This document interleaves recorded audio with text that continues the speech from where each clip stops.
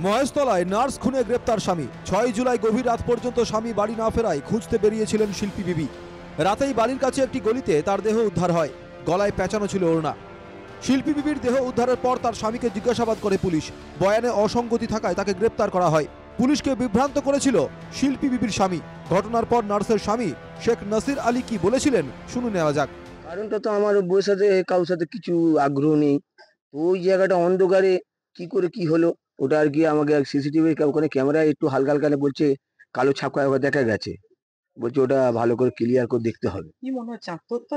না আত্মহত্যা না, কেউ আর কি জোরজবরদস্তি করে ইচ্ছা করে মেরেছে। গ্রেপ্তার হওয়ার পরও নাসির আলীর দাবি তিনি শিল্পী বিবিকে খুন করেননি।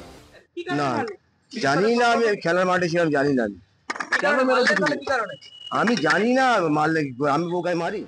নার্স খুনের পর থেকেই আতঙ্কে এলাকার বাসিন্দারা।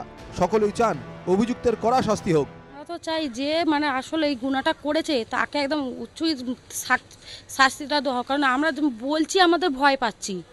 ঠিক আছে, যখন মঙ্গলবারের কথা আমি 8টার সময় বাটা মোড়ে যাচ্ছি, পুরো রাস্তা ফাঁকা, মনে হচ্ছে না আমাকে কেউ টেনে না এরম করে দেয়, এমন আমরা ভয়েতে আতঙ্কিত আছি। কি বলবো, ওর তো শাস্তি তো দরকার না। এইভাবে যদি বউকে এরকম মেরে ফেলে দেয়, এরকম তো প্রত্যেকটা লোক তো শিখবে এরকম। এই হিসাবে কতটা আতঙ্কের মধ্যে দিন কাটাচ্ছে? আতঙ্ক বলতে অনেকটাই তো ভয় তো আছে না সবার মধ্যে এরকম। সম্পর্কে টানাপোড়েনের জন্যই খুন বলে অনুমান পুলিশের। এখনো পর্যন্ত 39 জনকে জিজ্ঞাসাবাদ পুলিশের। এই খুনের ঘটনায় আর কেউ জড়িত কিনা খতিয়ে দেখছে পুলিশ।